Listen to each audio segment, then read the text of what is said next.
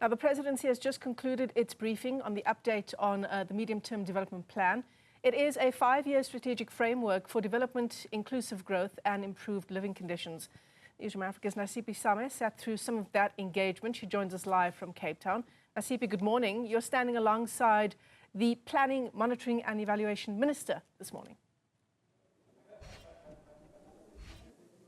That's indeed correct, Michelle. Just not too long ago, we had the Minister in the Presidency flanked by her team, rather, articulating to South Africans the plan, the grand plan that they have as rather communicating through GNU, but also to South Africans, the plan that they have when it comes to advancing the lives of South Africans. Key priorities, rather, are the inclusive growth, driving inclusive growth, including job creation, reducing poverty and tackling high costs of living, and thirdly, building a capable and ethical developmental state. But to talk to us more about the medium-term development plan, I'm joined by the Minister.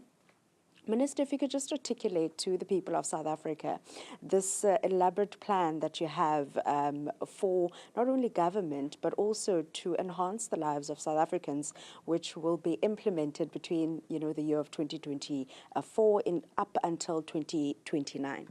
Okay, this plan is called the Medium-Term Development Plan, as you've already said, which is a 5-year plan that would be implemented by the 7th administration of the Government of National Unity.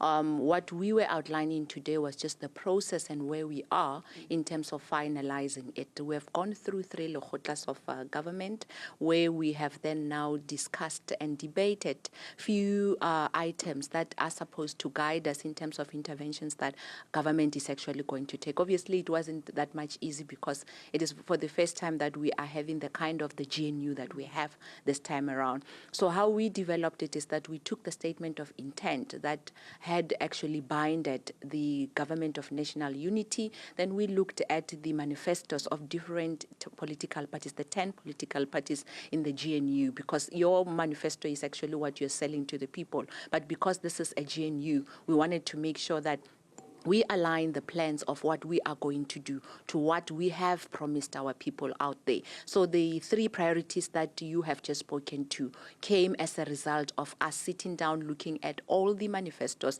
the statement of intent, the NDP itself, the National Development Plan, and other documents that are necessary, especially that have actually been implemented before, such as Operation Pakisa, Operation Vulindlela, to say that how do we take all this that is already at our access and utilize it to actually enhance the new plan that the 7th administration will actually look at. Obviously, if you could have listened yesterday, how the MTDP works is that we go to a lekgotla, we agree and we have the resolutions, then it goes to cabinet to then now be a policy.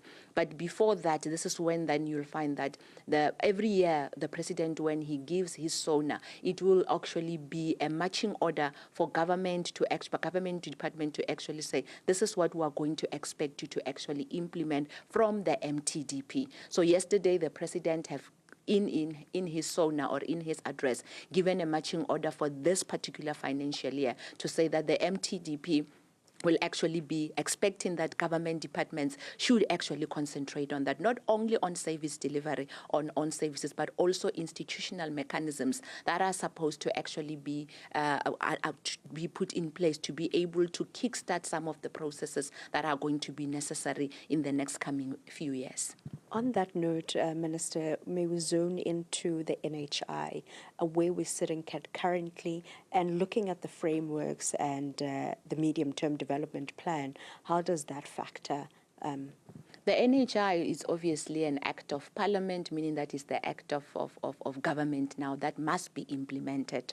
The issue of how we are going to implement it is then now outlined in the NHI itself as an act that is actually giving us a framework to be able to do what we need to do to ensure that universal health coverage is actually accessed by everyone.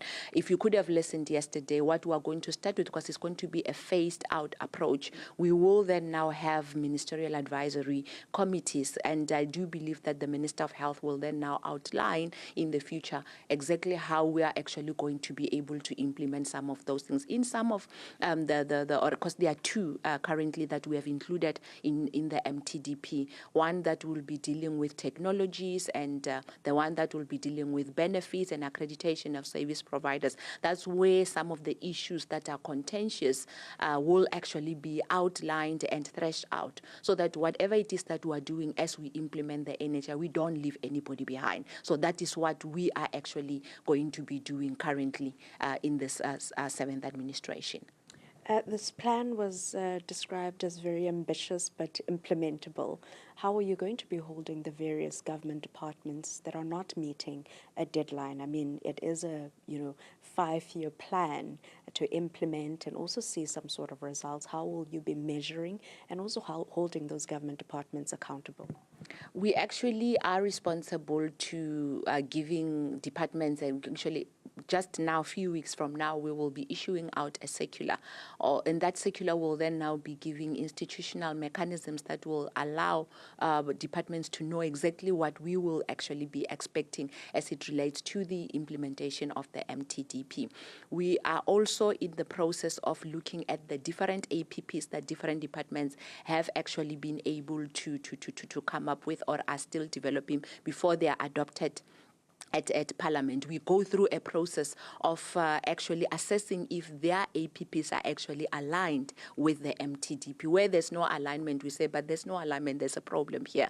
After that, every year, we then now have 2 reports that we take to Cabinet that would be then now giving an implementation and assessment and evaluation report in terms of the program that was agreed upon to say it will happen this year.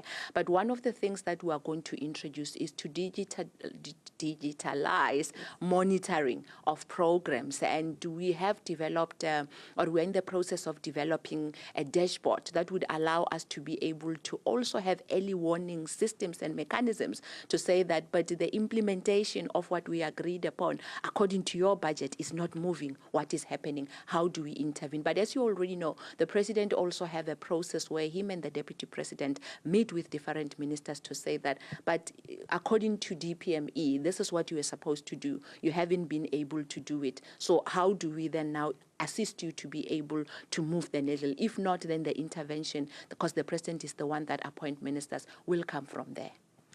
Looking at this plan, one can take away that it is people-centered. How are you bringing in people to be a part of this plan that you have? As we have already said, there is a system or a working group that is actually at the NPC, meaning the National Planning Commission, because we work with them. I'm also the chairperson of the National Working Commission. The National Working Commission, of course, it is made out of people from outside of government, and we have introduced a working stream that is called active citizenry.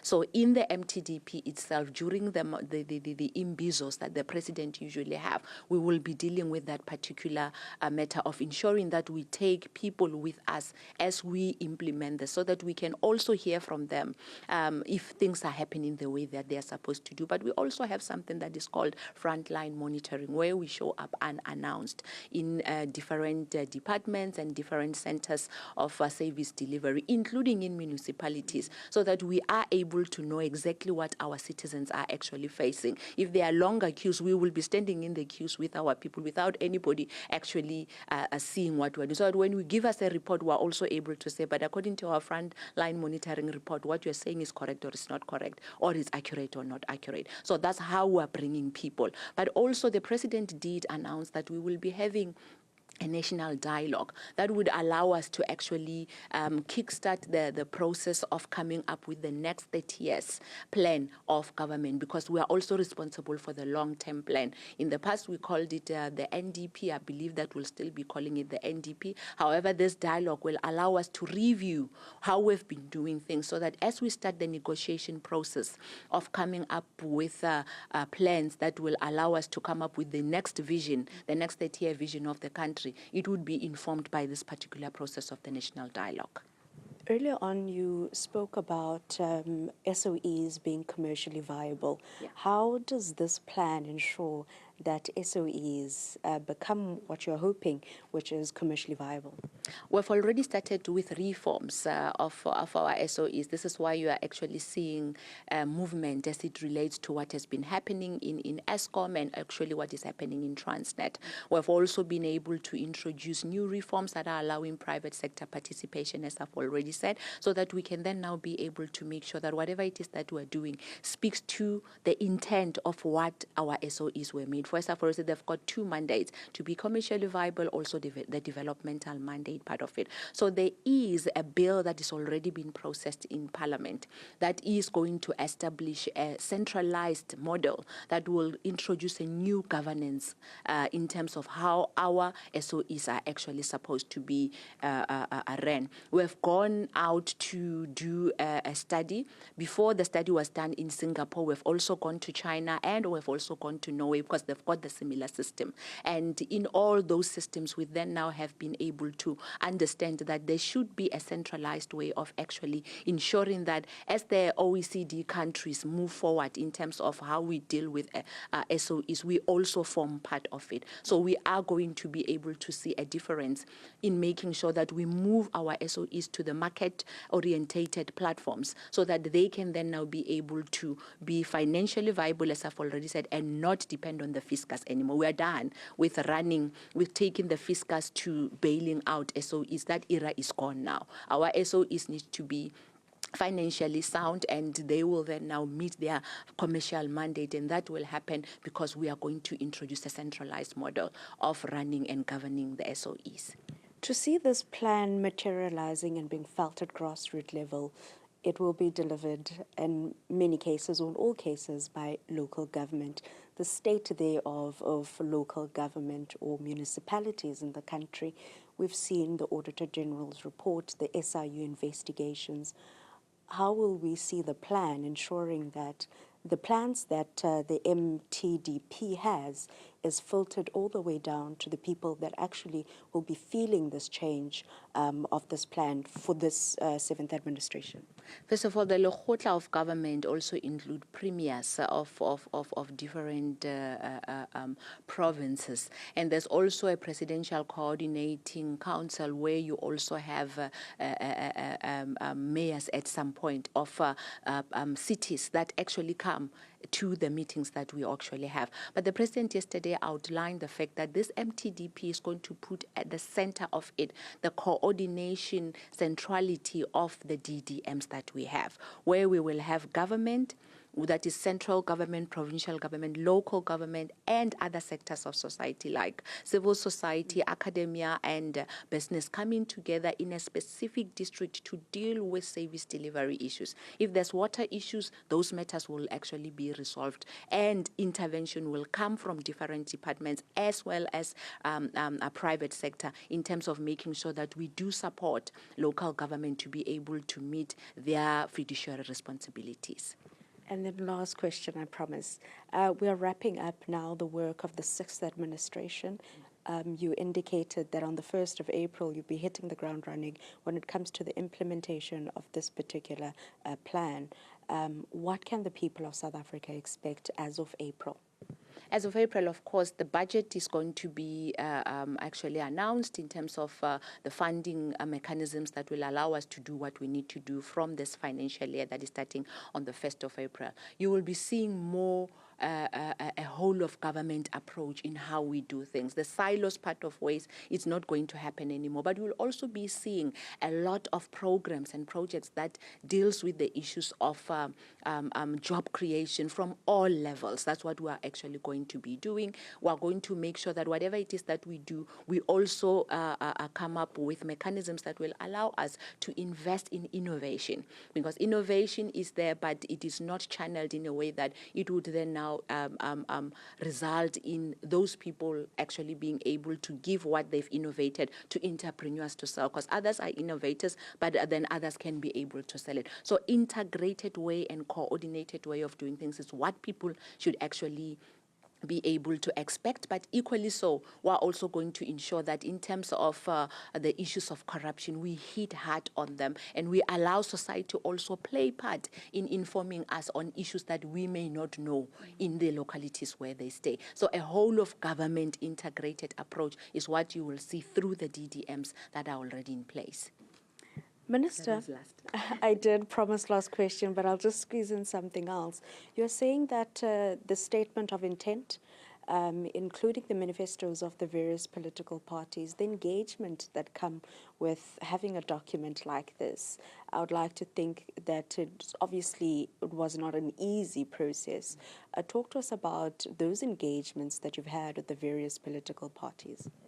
Look, the good part is that we worked from a document that the political parties had adopted themselves, which is their manifestos have already said. And the process of negotiation on their own before we formed the Government of National Unity, that came up with a statement of intent, assisted us to have a working document that whenever we are debating on issues that where we may not agree, we can then now say, what do we agree upon? Can we concentrate on that and tweak here and there in terms of making sure that we don't do anything that is outside of the law. However, at the end of the day, at least you can then now be able to see where you are located in terms of what you promise people. At the end of the day, this is whole of government approach.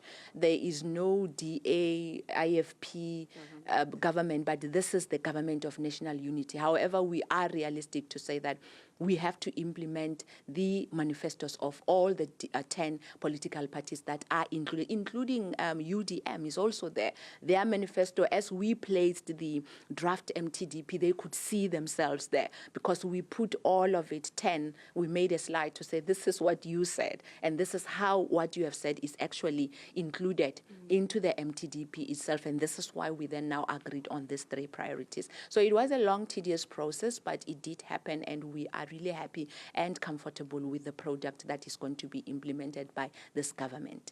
Minister, I will have to leave it there.